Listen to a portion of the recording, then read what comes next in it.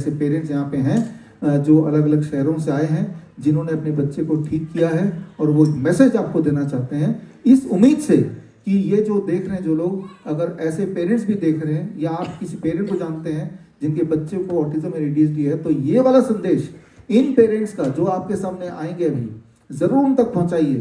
तो आपको समझ आएगा कि बड़ी से बड़ी दिखने वाली बीमारी आसान से आसान तरीके से घर बैठे ही अक्सर ठीक हो सकती है।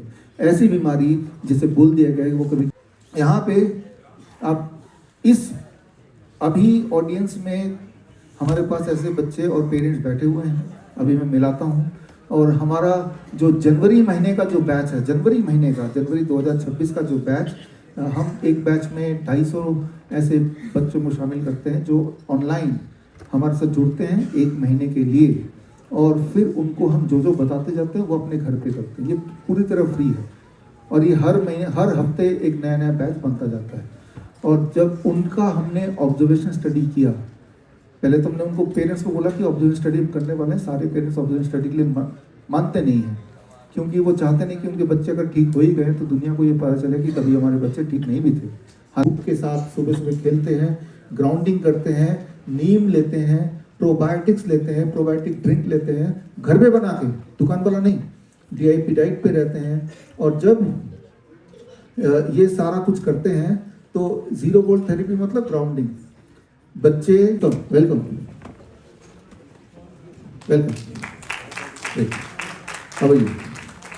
फाइन, आइए। वेदांशी यहाँ पे हैं, वेदांशी के पेरेंट्स यहाँ पे हैं। वेदांशी के पेरेंट्स अभी 12th थी, कोई बात नहीं, 0 वोल्ट थेरेपी में हमारे मुताबिक था, और हमारे मुताबिक होने के बाद आज वेदांशी आपके सामने खड़ी है।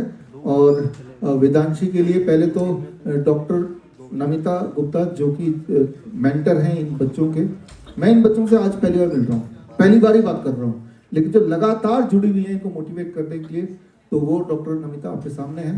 पहले आपसे शुरू करते हैं तो वेदांशी के बारे में, फिर पेरेंट्स से पूछते हैं, फिर बच्चे से भी देखते हैं क्या कर सकते हैं, उनसे बातचीत करते हैं। याद रखिए, autism and ADHD is preventable if you don't do this, it is curable if you do that. सबूत आपके सामने है, सारे एविडेंस यहाँ पे है। कैन WhatsApp ग्रुप में डलवाती है तो उसकी मम्मी को इतना आश्चर्य है कि ये वही वेदांशी है जिसने गाने की कभी एक लाइन भी उनको नहीं सुनाई, जिसकी एल्बम में आज तक कोई भी फोटो नहीं है, कमरे के सामने छुप जाना, गैदरिंग से भाग जाना, स्कूल में अकेले बेंच पर बैठना। वह कहती है ये 11 साल का सफ़र बहुत लंबा था और आज भी वो 2 दिन का सफ़र पुणे से तय करके आई है आपको अपनी कहानी सुनाने के लिए। Parent from Pune, Maharashtra.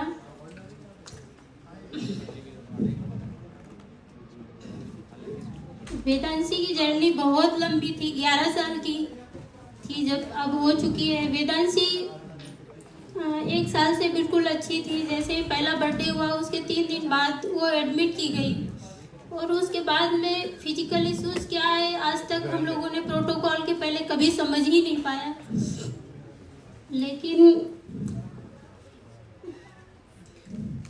सब पूरा बंद होता जा रहा है। वेदांशी ऐसी इमोशनल लड़की थी कि समाज, सोसाइटी, घर, परिवार, रिलेटिव किसी को फेस नहीं कर पाती थी। जिंदगी में वेदांशी तो हारी थी, लेकिन हर जगह से हम हार चुके थे। लाइफ समझ नहीं आती थी कैसे।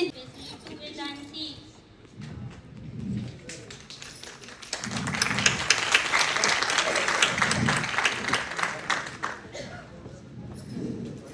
मैं तो बादलों से दूर जाऊंगी, मैं तो अपना सुर पाऊंगी, है जो क्रेजी कैसे सपने मेरे सारे चुन के मैं बुन लाऊंगी।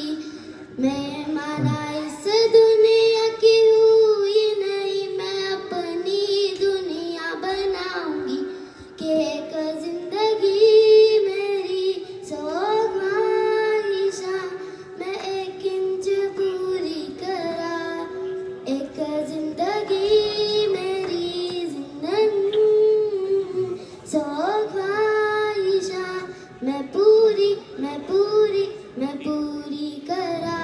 जो पेरेंट्स ऑनलाइन लाइव देख रहे हैं मुझे, और उनको यकीन लिए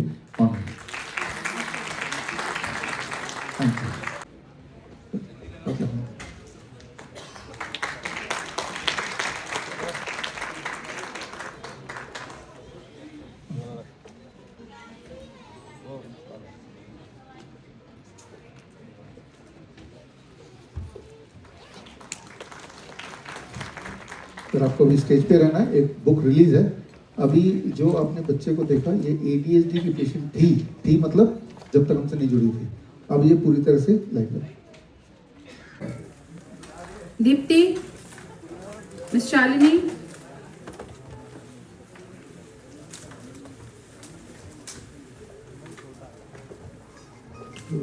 ठीक है, पीछे चल जाएंगे, जगह नहीं है।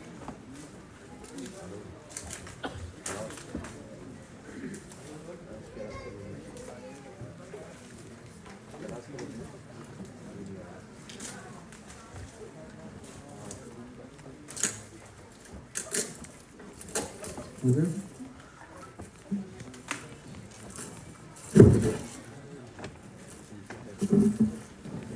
Okay, thank you.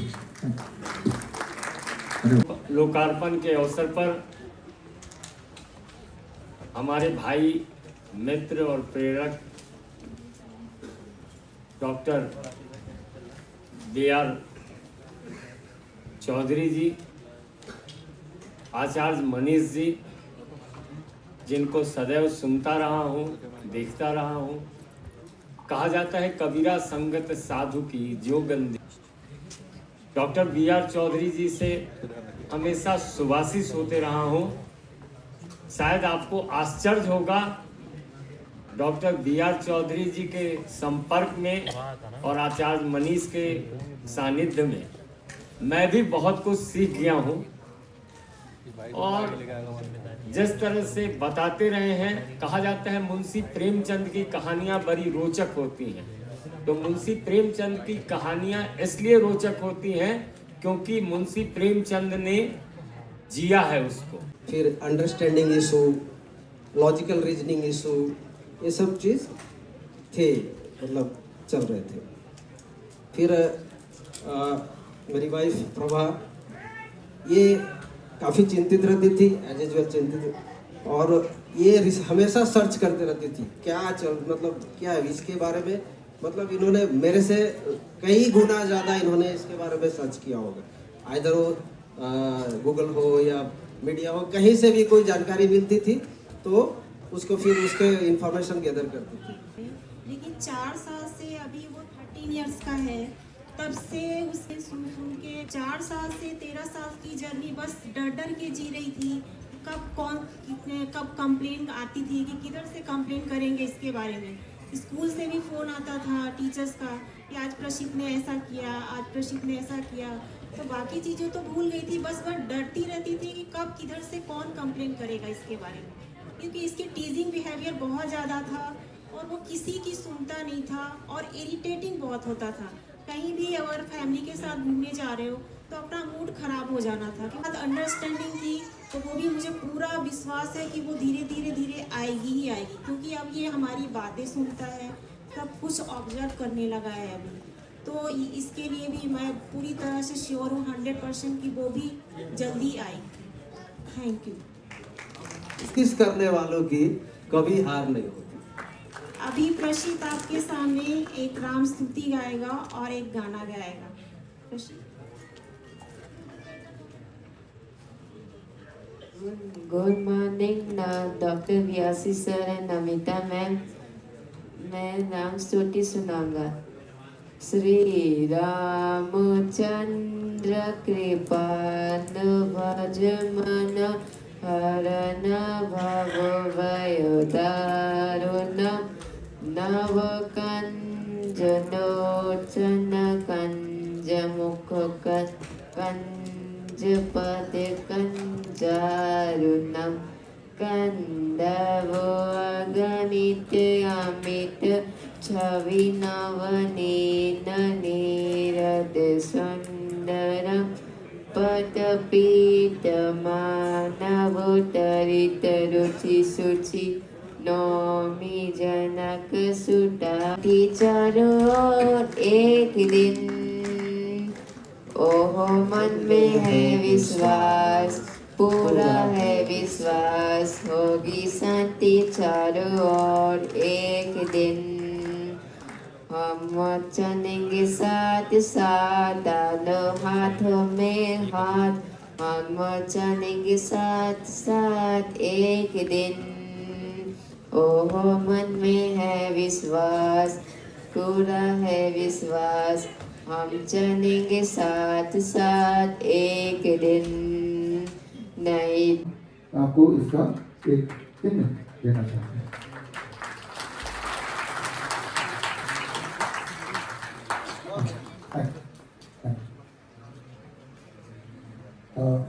नेक्स्ट हम ये जितने भी उदाहरण हैं, हर उदाहरण को हमेशा के लिए अपने दिमाग में कैद करके रखिए, ताकि इससे हिम्मत आएगी तो लेकिन वो ठीक हो सकती है, जैसा आपने देखा अभी। और अभी हम बात करेंगे, ये अर्नव है। अर्नव के बचपन की फोटो है जब अर्नव ठीक था, पैदा ठीक हुआ before. When Arnav was born, everything was okay. I mean, at the age of 11 months, he had started running.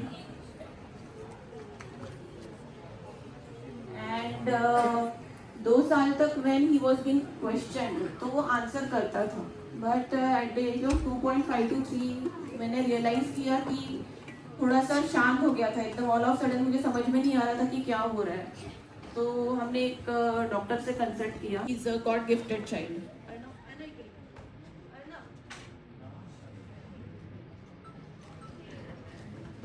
He would like to sing a song for us. That's why he's excited. इसलिए वो mic के लिए ढूंढ रहा है. So then when he turned 5.5 years, तो जैसे vacations शुरू हो गई थी दिवाली की, तो 15 दिन जैसे वो घर पे था. And when I tried to send him to school, so he started weeping. Something was bothering to him at school. And then again we consult a doctor, जिन्होंने बताया हमें कि इसे माइल्ड ऑटिज्म है, बट वो हाई फंक्शनिंग किड है. मतलब जो कोरोना में 2 साल गए, फैमिली क्लैशेस में 2 साल गए, तो डेवलपमेंट पीरियड जो था अर्नव का, तो that time went worst for him. Then I came back to Nagpur to live with my mother. And मैं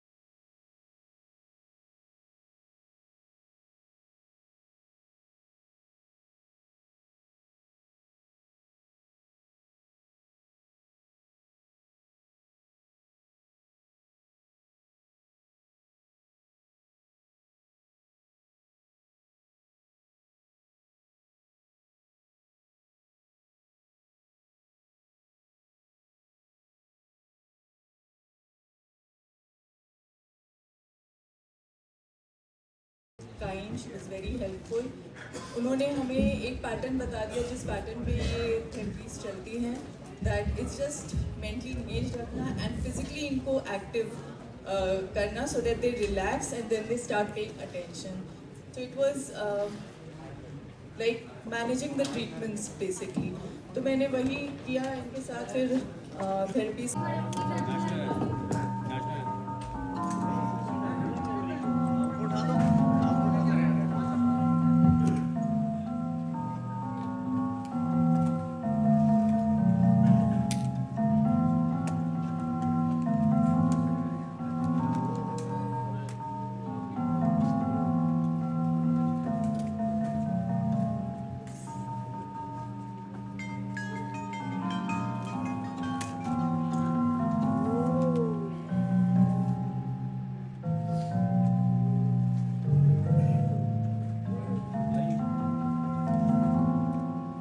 और आपकी कहानी से बहुत लोग इंस्पायर होंगे और कैन प्रोटोकॉल फॉलो करेंगे.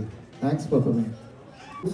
अगर नीम एक तरफ और दुनिया की सारी दवाइयाँ एक तरफ, तब भी नीम भारी पड़ेगा, ये आप जान सकेंगे, जान पाएंगे.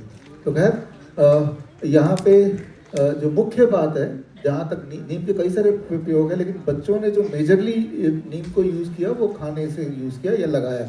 जो खाया उसका एक फॉर्मूला है, उसके लिए बुक पढ़ने की आवश्यकता नहीं है. हर 10 kg पे 1 ग्राम नीम. नीम के पत्ते का पाउडर, यानी कि अगर आप 50 केजी के इंसान हैं तो 5 ग्राम यानी कि 1 चम्मच नीम के पत्ते का पाउडर पानी में घोल के आधे कप गर्म पानी में सुबह सुबह खाली पेट लेना है। जब ये करने लगते हैं, मान लो आप में से ऐसे बोलो बोलो बोलो, मैं बोलूँ? ओके ओके, ठीक है। तो हम भी करता था, लेकिन क्या कहते हैं, जब बुलाओ भैया खाना, ये मुंह से बोल नहीं पाता था, स्पीच इसकी नहीं थी। दूध पीना है तो बोतल ऐसे पकड़ के कि हाँ पीना है, और दूध के लिए बोतल पकड़ता था, पानी के लिए ऐसे करता था हैंड से कि ऐसे पानी पीना है मुझे। लेकिन क्या कहते हैं, फिर सर इसको जब मैं धीरे धीरे मैं समझ ना पाई कब इसको क्या हो गया, क्योंकि जब ये इसका 1.5 साल का टीका लगा, तो इसमें सर इसका जो पैर है चलते चलते खूब उस समय दौड़ रहा था, चल रहा था, लेकिन चलते चलते ये दोनों पैर से एकदम लुंज टाइप का हो गया, चलते चलते रुक जाए, बैठ जाए ऐसे जमीन में, फिर उठाओ तो ये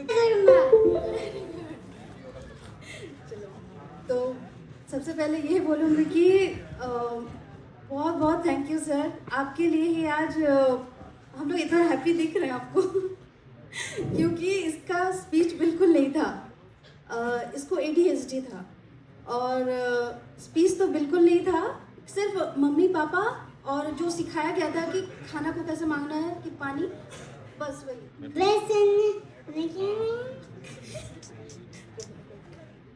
तो अंडरस्टैंडिंग भी सर बिल्कुल नहीं था, मतलब जैसे बुलाते थे हम लोग तो जैसे आओ बोलने से भी वो समझता नहीं था कि हम मेरे को बोला क्या जा रहा है, वो मतलब वहीं पर नीचे सो के छटपटाता रहता था कि मतलब रोना स्टार्ट, बहुत इरिटेटिंग था, इतना हाइपर था सर कि अभी तक मतलब ये सब तोड़ फोड़ चुका होता है।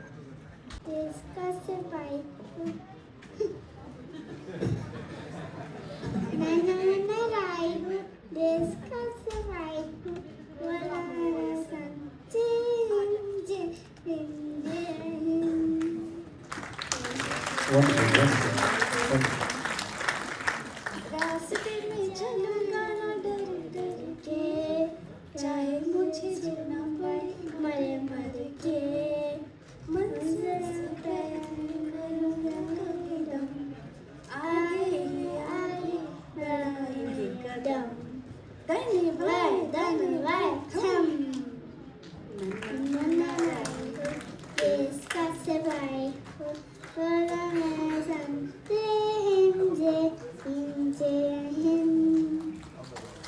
वंडरफुल कुमार के लिए थैंक यू सर।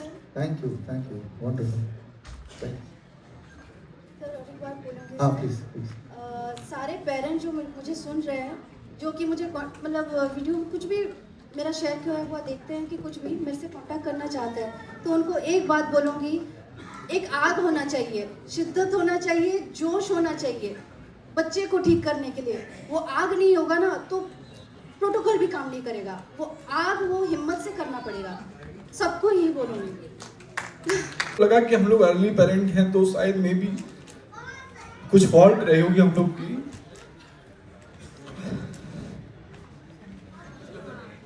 बट जब पर को डायग्नोस कराया 2.5 ईयर में तो पता चला कि पर को ऑटिज्म है, ADHD है।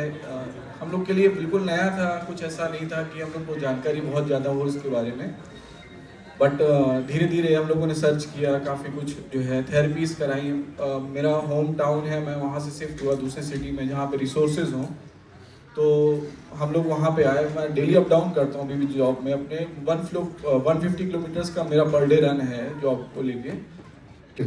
क्योंकि आज हमारे देश में 50 लाख ऑटिज्म के पेशेंट 1 मिलीलीटर ऑफ इस पूरे ऑडिटोरियम का आधा, मान लेते हैं कि इन दोनों के पास 10,000 स्क्वायर फीट का लैंड है, यानी कि इससे आधा जितना ऑडिटोरियम देख रहे हैं, थोड़ा सा साइड में पड़ेगा, तो आपको ये लेना चाहिए। बॉस का फुल फॉर्म है, B stand for blood pressure, O stand for obesity, S का मतलब शुगर, और दूसरा इसका मतलब स्टिफनेस, मतलब पूरे बॉडी अकड़ जाना, जॉइंट पेन होना, दैट इज कॉल्ड स्टिफनेस। यानी कि अगर आप बॉस हैं, पेप2 लंच में जो खाना खाते हैं फूड और कुछ चीज़ों को जोड़ना है, जैसे नट्स एंड स्प्राउट्स, धूप छूट जाती है। 3 महीने में ग्लूकोमा, कैटरैक्ट, इन सब में आराम मिलता है।